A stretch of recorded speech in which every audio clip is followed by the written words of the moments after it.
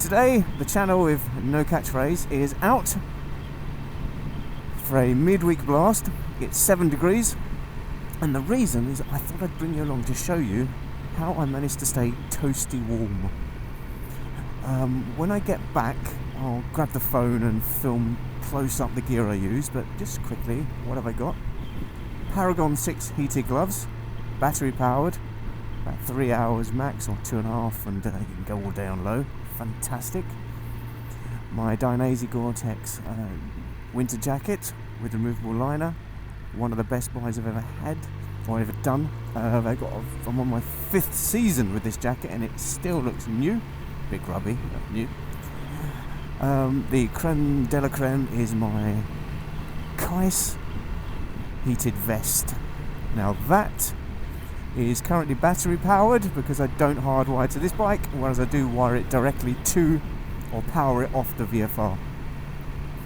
I'll get about 2.5 hours full power on this, and you don't need it. This vest with its carbon technology, so it's very thin, warms up so quickly.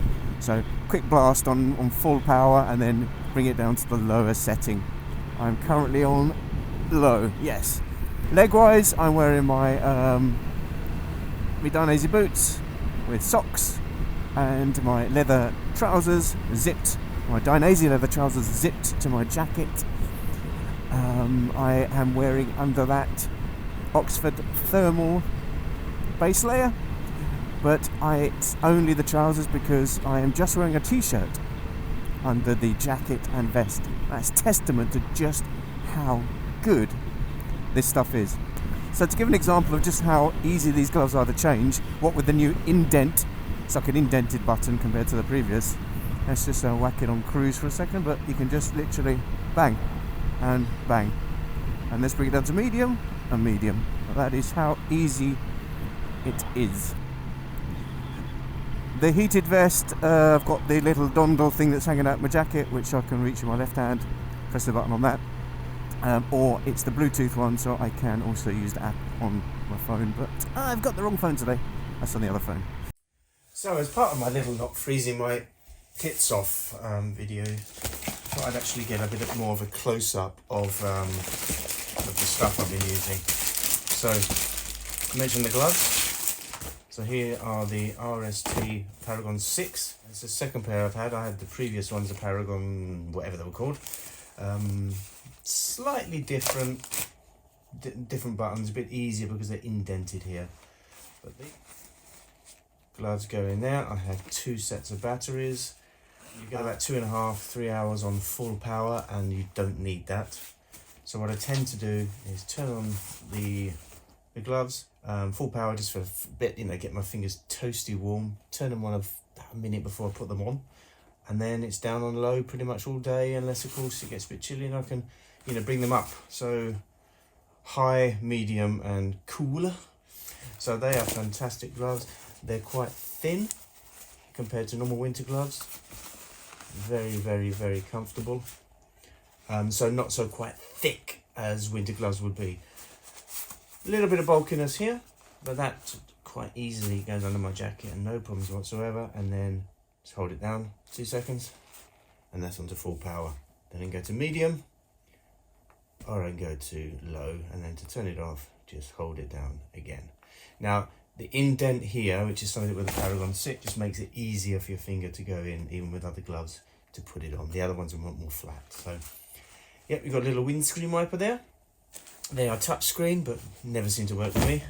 But yes, absolutely love these gloves. Next up is the creme de la creme for me, for probably one of the best things I've ever bought. This is the Keis heated vest. Now it's a micro fiber technology, so it's very thin. There's no wires going through. Unbelievably thin. You can wear this under and not even feel it. By the way, excuse when I'm filming. That's just the way it is. Anyway, this is the vest. Now it runs either battery, so let me show you where the battery goes, which is here, and I'll get about another 2.5 to 3 hours on that full power, or more realistically 2 hours, but you don't need it full power all the time. This thing warms up amazingly. It gets really, really toasty. So a little bit of full power in the morning when you're pulling away and you're riding, and then it tends to go down to medium and then low, and then keeping it on low most of the day. I'll do an 8-hour ride easily on that. You can also charge something from this. I think these are quite expensive, probably about 100 quid or about 80 something without the charger. I've also got the Bluetooth controller. So it's a controller that you just obviously hold down the button and you've got, well, obviously high, medium and low.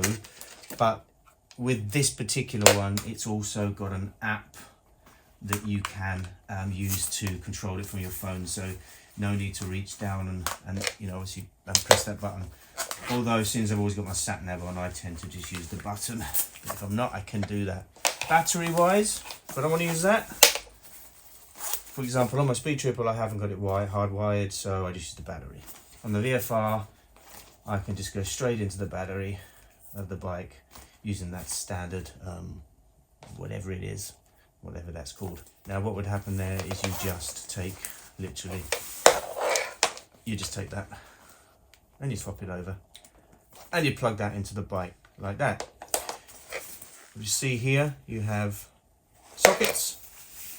Now that is, and also sockets here, so you can run gloves straight from this battery, or there, straight through, or anything further down. So you could, through this vest, use it as a conduit to the other heated elements you've got. I also have Keis heated undergloves, although I tend to not use them so much, but if I did, when I do, I run the cable from there down both arms, and I power that. And if I had heated socks or trousers, same from there.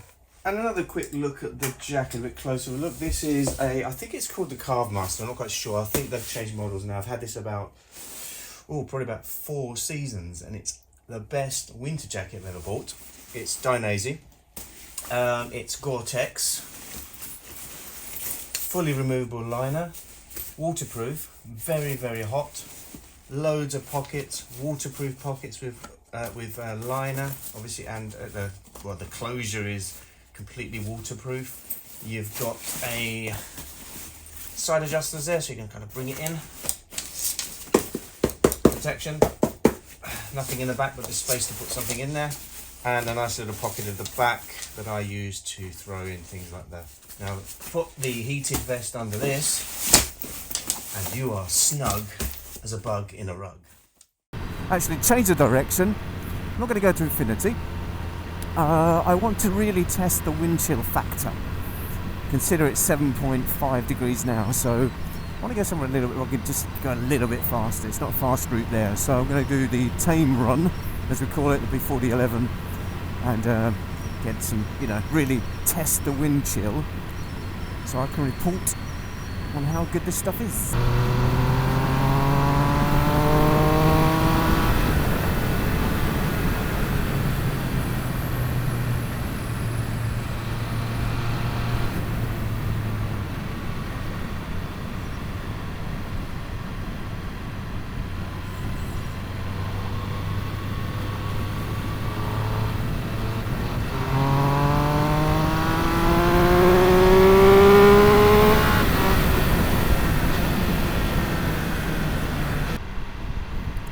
Still warm. Do I need to change the temperature on the gloves? No. Vest, I'm like warmer than I would be just on a normal summer's day, because it really does toast up quickly.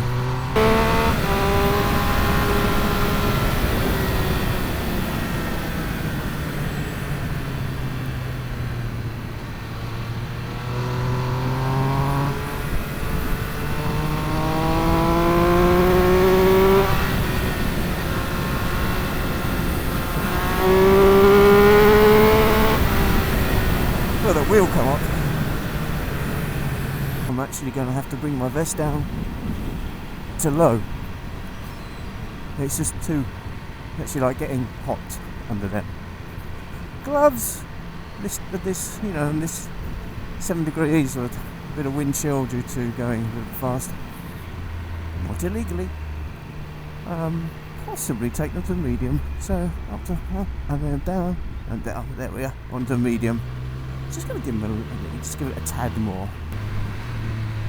So what would it be at 7 degrees at 70 miles an hour? Minus something. I'm sure. I'll look it up.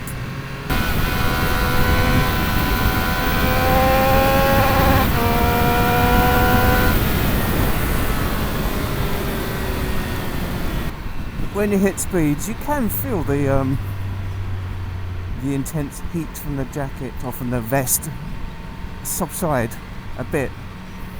And I'm sure if you were to stay at that speed for a hell of a long time, I'm talking city speeds, yeah, it would obviously start to reach its limit. But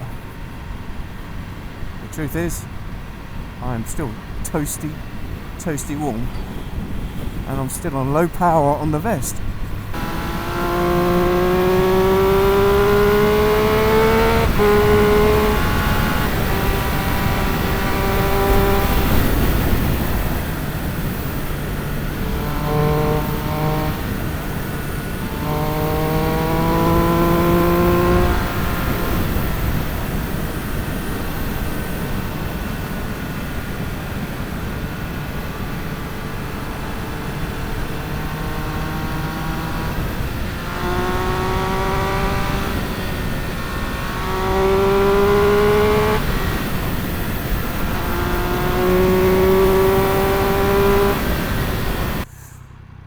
Estimate, and also from experience, that I would get about, you know, if you're going for a 5-6 hour ride out with your mates,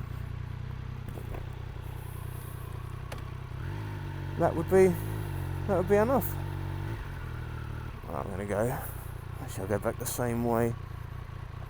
Well, there's no point in me filming going home, so thanks for coming along. I hope this helps, especially if you are looking, you know, alternatives, you know, gear alternatives, so to stay toasty warm and enjoy your bike a little bit more, even when it gets chilly. Of course, don't forget you have to look after your bike a bit more in the winter. Maybe I'll do another video on that, but there's loads out there. So I'll see you on the next one. Bye bye.